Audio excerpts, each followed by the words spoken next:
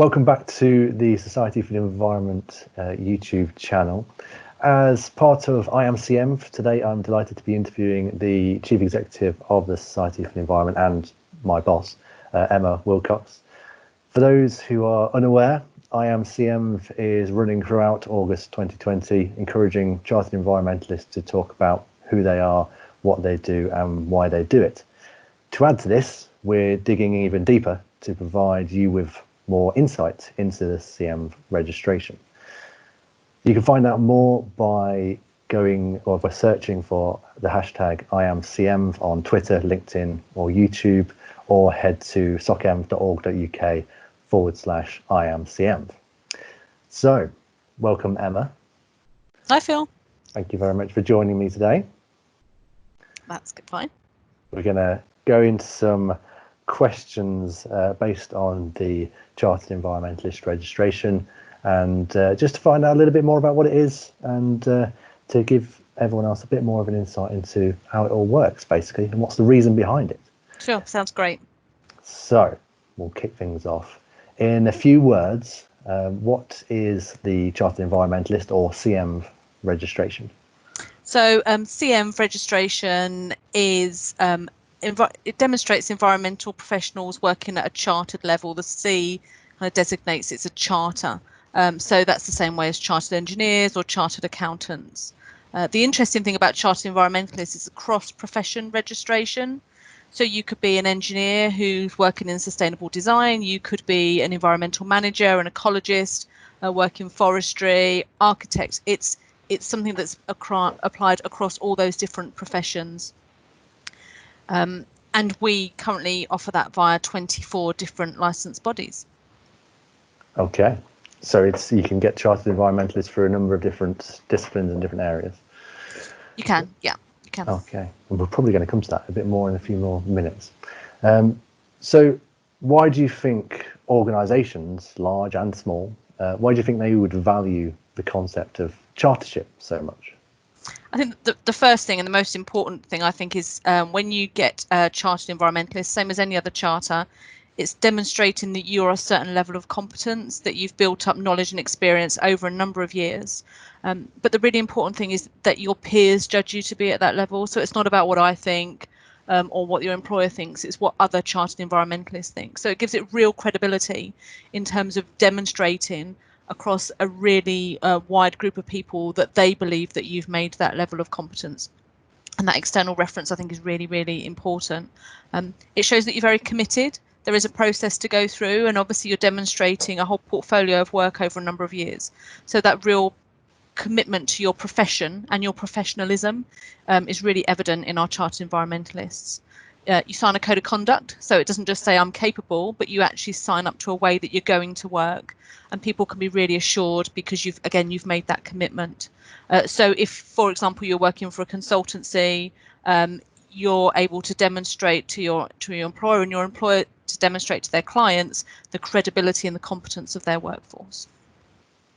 Okay, I guess obviously we're talking about chartered environmentalists here specifically, but chartership as a whole, those kind of benefits, they come into play, don't they? Yeah, absolutely. So whether it's us or engineers or scientists or accountants or anything else, it's that external recognition that your peers believe you're at this level and that you commit to working under a certain code of professionalism as well. Okay.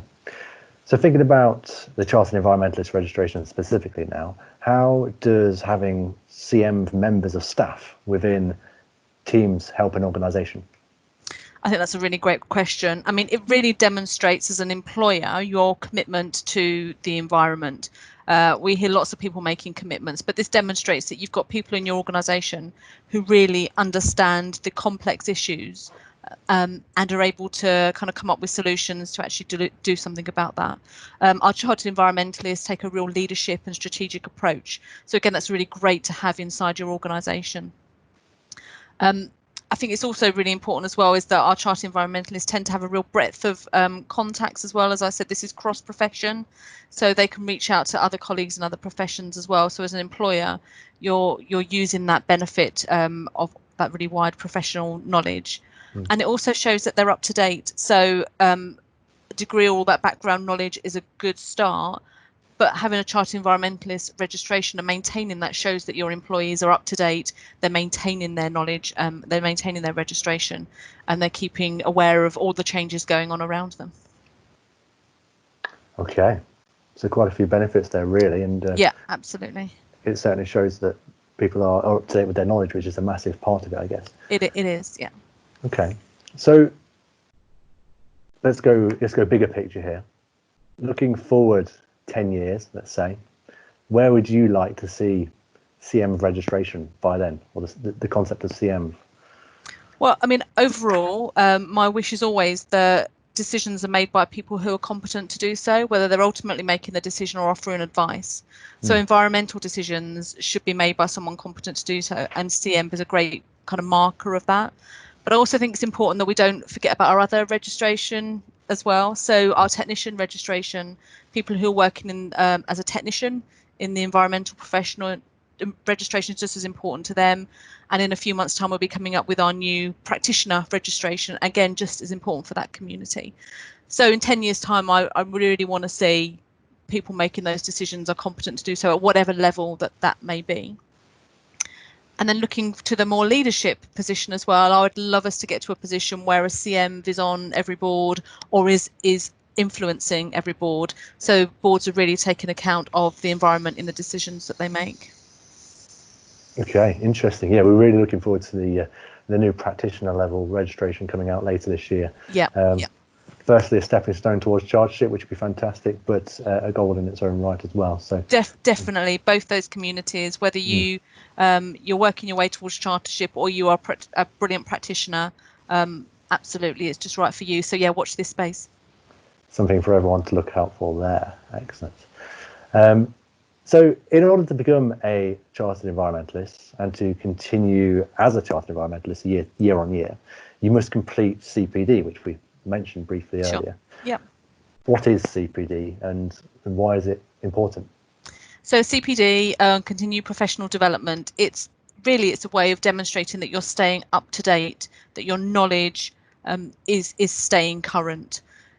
But what that is, that's up to you and your employer. It's not for me to say what that should be. So you need to work out what your objectives are, which areas you're working in, and then just making sure that you are putting the effort into staying up to date. So that could be you're reading your the journal that comes from your professional body, you're attending an event, you're reading a book, you're having a conversation, you're having some mentoring. There's a whole plethora of online resources. And if COVID has given us anything, it's the gift of brilliant, really brilliant online resources and ways of reaching out to people. So you can use all of that as well.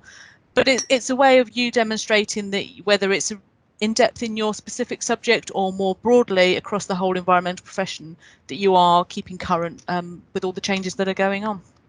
Yeah, and that's where the difference, you can be an ecologist or you can be an engineer. Clearly the CPD is likely to be different, but it's CPD nonetheless to keep you up to date with environmental issues, depending on what specialism you're in. Is that right?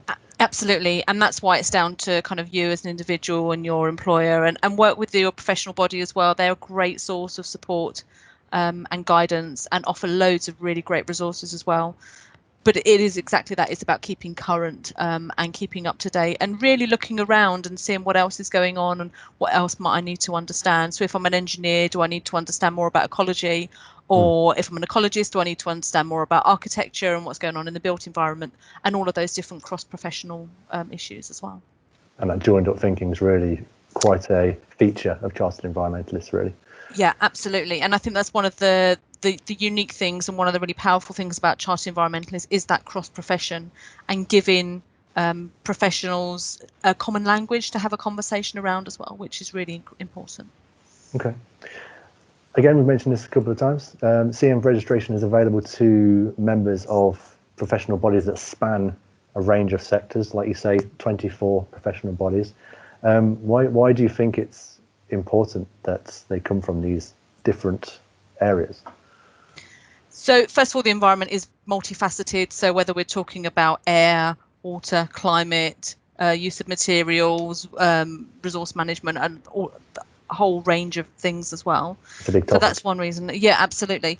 But also whoever you are on whatever job you're doing, you need to be mindful of the environment.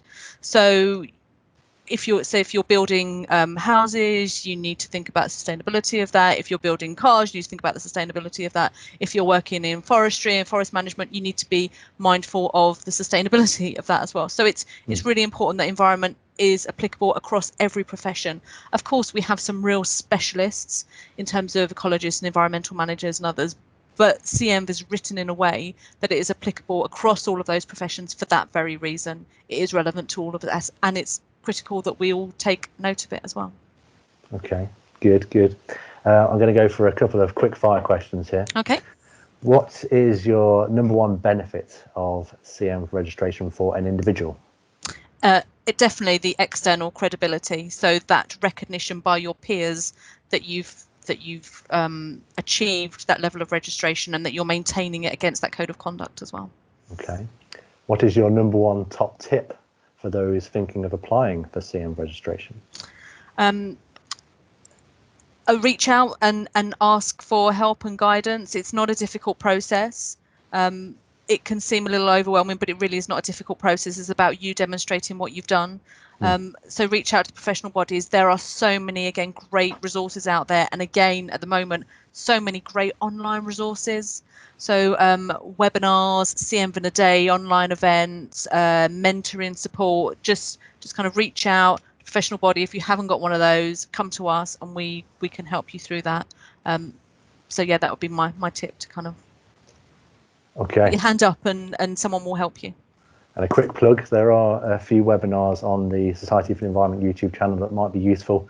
A Pathway to CEnv and RF Tech is the latest kind of how-to guide, so you might want to check that one out. The last of the quick fire questions. What is your number one benefit for organisations employing Chartered Environmentalist registrants? Number one benefit for organisations, I think it's the confidence that it gives you in your workforce to know that your workforce is credible, but not just because you say so, but others say so as well. So whether you're looking at managing your risk portfolio or whether you're looking at somebody externally asking the competence of your staff, you've got a really great way of being really confident in that answer. Okay. Interesting.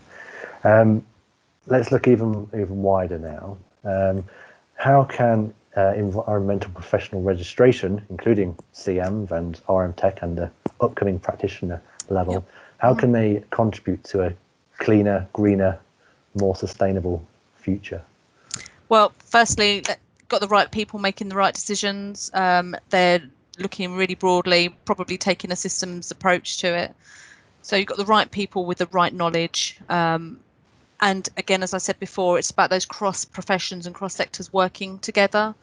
There isn't one answer. We can't all just sit in our own little bubble and say this is the answer. We need kind of professions, engineers, built environment, ecologists, and everybody else kind of working together. So that's a really great place for our registrants to be. A lot of joined up thinking. Yeah, absolutely. So finally, do you have any words of encouragement during this slightly crazy time for the 7,500 Chartered Environmentalist registrants at the moment? Yeah, it's certainly been interesting times, isn't it? Well, firstly, I hope everyone is kind of staying safe and looking after themselves and their teams. Obviously, for the society itself, we've been through a bit of an upheaval, but the team's been doing a great job, so I'm really proud of all of them. In terms of our registrants, there's a real focus on building back better and using this as an opportunity to say, actually, what do we want our future to be like? What is our new normal? And our registrants have got such a role to play in that. They've got such a powerful voice if they stand up and use it. So really focusing on bringing their skills, whether that be to their employers or to their local authorities or other ways to really make sure that their voice is being heard, really focus on that building back better. And again, as I said before, I think that collaboration and working across professions and reaching out to others is at this time, as much as anything else, really, really important as well. So I'd encourage them to do that as well. And if we can help with that, then we'll certainly try our best to do so. Of course, always happy to help with anything like that. So please kind of reach out, get in touch, drop us an email, social media, pick up the phone, always hanging around in a Teams call somewhere. So yeah, really love to hear from people as well. Excellent. If you did want to get in touch If you're watching on YouTube, we'll put some details underneath in the description. If you're watching on our website, then, well, you're already on our website, so you'll be able to find our details on there. So we'll leave it at that for today. Thank you very much for joining me, Emma. As you could tell, we're obviously not in the same office or anything like that. We are doing this over the power of the internet. So apologies if the camera quality isn't great. We're going to work on that over the next few weeks, hopefully. But thank you very much for watching.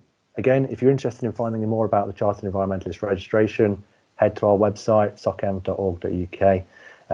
If you want to see more of the content that's going throughout August, with the CEnv awareness campaign that we're running at the moment, then just search for the hashtag CEnv on Twitter or LinkedIn or indeed YouTube, and you'll be able to find lots of things on there like profiles and case studies and how-to guides and lots of videos from Chartered Environmentalists themselves talking about why they do what they do, how they got there, and what Chartered Environmentalist means to them. So we're hoping to get a real diverse range of Chartered Environmentalists involved.